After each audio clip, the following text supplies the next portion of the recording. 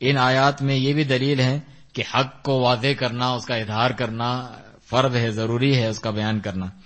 اور حق کا اظہار لازم ہے انسان کے اوپر جو وہ جانتا ہے، اور حق کو چھپانا جانتے بوجھتے یہ کبیرہ گناہوں میں سے ہیں، یہودی اور خبثا جو یہودی خبیث لوگ ہیں ان کی صفات میں سے ہیں۔ ایک مومن کو چاہیے، ہم نے پچھلے والے درس میں پڑھا تھا کہ یہودیوں کی صفت ہے کہ نبی کو جانتے ہیں جس طرح اپنے بیٹوں کو جانتے ہیں، پھر بھی حق کو چھپاتے ہیں کہ دوسروں کو معلوم نہ چل جائے، جو ہمارا راز کھل جائے، اور ہم کھاتے پیتے ہیں دین کے نام پر اور بدلتے ہیں، وہ کہیں ہمارا بند نہ ہو جائے۔ تو مومن جو ہے اپنے نفس کے خلاف جہاد کرتا ہے، حق بیان کرنے میں بھی تھوڑی ہمت چاہیے ہوتی ہے، انسان ڈرتا ہے میرے فلاں مخالف ہو جائیں گے، یہ مفاد میرے ختم ہو جائیں گے، تو مجھے تھوڑا مضبوط کرنا پڑے گا، حق بیان کروں،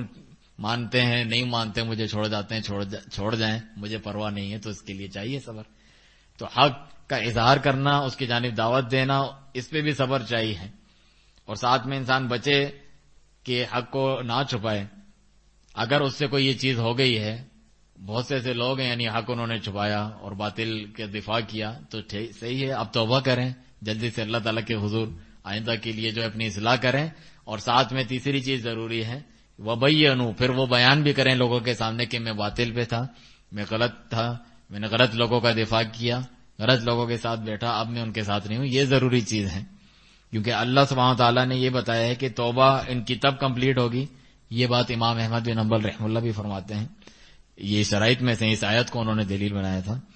کہ اصلاح کرے اور بیان بھی کرے، اپنے کو خود صحیح کیا اس نے، اور پھر وضاحت بھی کرے کہ یہ غلط تھا، اب یہ صحیح ہے۔ بہت ساری مشہور توبہیں ہیں، بہت کم بدعتیوں کو توبہ کی توفیق ملتی ہے۔ حدیث میں ہے کہ ان اللہ حجب التوبہ یحتجز التوبہ عن کل صاحب بدعت حتی یدع بدعتہ، اللہ نے بدعتی سے توبہ کو چھپا دیا ہے جب تک اپنی بدعت کو نہیں چھوڑتا، کیونکہ وہ تو نیک کام سمجھ کے کرتا ہے، توبہ کہاں کرے گا۔ بعض کو مل جاتی ہے، جیسا کہ ابو الحسن اشعری رحمہ اللہ تھے، پہلے گمراہ اللہ کی صفات کے وہ تعویلات کرتے تھے، ابھی بھی ان کے اس پہ چل رہے ہوتے ہیں، پرانے عقیدے تھے، آخر میں انہوں نے توبہ کر لی تھی۔ تو اور وہ کھڑے ہو کر انہوں نے وضاحت کی، اپنے ممبر پہ خطبے میں وضاحت کی کہ میں غلط تھا اور یہ میرے غلط عقائد تھے، اب میں یہ صحیح عقیدے امام احمد بن حنبل رحمہ اللہ وغیرہ کے صحیح عقیدے پر ہوں۔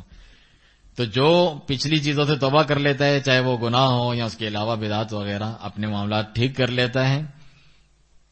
اس کے بعد جو ہے سچا صحیح ایمان لاتا ہے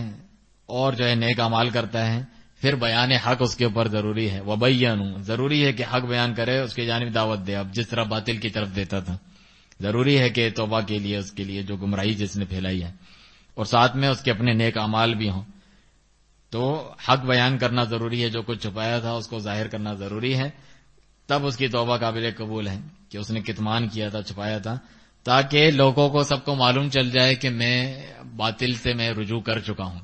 بہت سارے لوگ ہمیں ملتے رہتے ہیں کہ فلاں جو ہے وہ صحیح ہو گئے، وہ دائی عالم جس کو آپ کہتے تھے نا، فلاں اس کے منہج خراب تھا، کہاں صحیح ہو گئے؟ انہوں نے فلاں جگہ جو ہے ایک لائن یہ لکھ دی تھی، انہوں نے فلاں یہ بھی پوسٹ کی تھی، پتہ ہے ایک کلپ میں یہ کہا تھا، انہوں نے پچھلے جو باطل کہے تھے اس سے رجوع کیا ہے کیا؟ وہ تو یہ بات ایسے چلتے چلتے میں انہوں نے کہہ دی، وہ اس کے خلاف باتیں بھی کرتے ہیں، آج یہ کہتے ہیں کل واپس سے اس کے خلاف والی بات بھی کریں گے۔ کچھ وجوہات ہوتی ہیں، شیخ یہاں پر ذکر کریں گے، جو اس قسم کی توبہ کرنے اور میں غلط تھا اب میں صحیح ہوں یہ کہنے میں رکاوٹ بن جاتی ہے بعض لوگوں کے لیے۔ تو بینو کرنا ضروری ہے ان کی توبہ کے لیے، تاکہ معلوم چل جائے کہ وہ حق کی جانب رجوع کر چکے ہیں۔ یہودیوں کے برخلاف، یہودی یہ نہیں کرتے تھے، ان سے یہ گوارا نہیں تھا کہ یہ ہم کیسے کریں، ہم جو ہے ان کے سامنے کم ظاہر ہو جائیں گے مسلمانوں کے، اس کا مطلب وہ ہم سے پھر اچھے ہو جائیں گے، یہ سوچتے ہیں۔ تو شیخ فرماتے ہیں کیونکہ یہودی جو تھے انہوں نے حق کا جو اظہار تھا، حق کا اظہار کرنا اور توبہ کرنا کہ ہم باطل پہ تھے اب ہم حق قبول کرتے ہیں، اس کو یہ سمجھتے تھے کہ یہ نقص ہے، ہم کیوں مانے، اس سے تو ہم کمزور ثابت ہوں گے، وہ لوگ طاقتور ثابت ہوں گے، ہم برے ہوں گے وہ اچھے ہوں گے۔ ان کا نفس ان کو اس بات پر ملامت کرتا تھا، تو پھر وہ حق کو چھپائے رکھو، اس کا انکار کرتے رہو، تاکہ ہم اپنی خواہشات پہ چلتے رہیں، ہوا پہ چلتے رہیں، اور اپنے خسیس اور ذلیل ترین جو ان کے مقاصد ہیں اسی کے اوپر چلتے رہیں۔ یعنی ان کو کھانا پینا، پیٹ پوجا کی وجہ سے بہت سارے لوگ نہیں مانتے، مولوی صاحب حلوہ مل رہا ہے، فلانا مل رہا ہے، صوفی اور مختلف بدعات جو ایجاد کرتے ہیں ان کا کھانا پینا اس سے چلتا ہے۔ ایسی مساجد مدارس میں ہوتے ہیں جو بد عقیدہ لوگ ہوتے ہیں، مجھے وہاں سے نکال دیں گے، میرا روزگار چلا جائے گا وغیرہ وغیرہ، کوئی صوفی ہے، پیر ہے، میری بیت چھوڑ دیں گے، مجھے یہ ہراج ملتے ہیں لوگوں کی طرف سے، یہ چیزیں جو نذرانے دیتے ہیں وہ ختم ہو جائیں گے، اس وجہ سے وہ قبول نہیں کرتے ہیں۔ اسی طرح یہودی لوگ تھے، احبار اور رہبان، ان کے علماء درویش، لَيَأْكُلُونَ أَمْوَالَ النَّاسِ بِالْبَاطِلِ وَيَصُدُّونَ عَنْ سَبِيلِ اللَّهِ، اللہ فرماتا ہے کہ لوگوں کا مال بھی کھاتے ہیں پھر بھی دین نہیں بتاتے، اللہ کی راہ سے روکتے ہیں۔ تو ایک مومن کو چاہیے کہ اللہ کے دشمنوں کی مشابہت اختیار نہ کرے کہ وہ حق چھپاتے ہیں اور جو ہے حق کا اظہار نہیں کرتے دنیاوی کسی مقصد کے لیے۔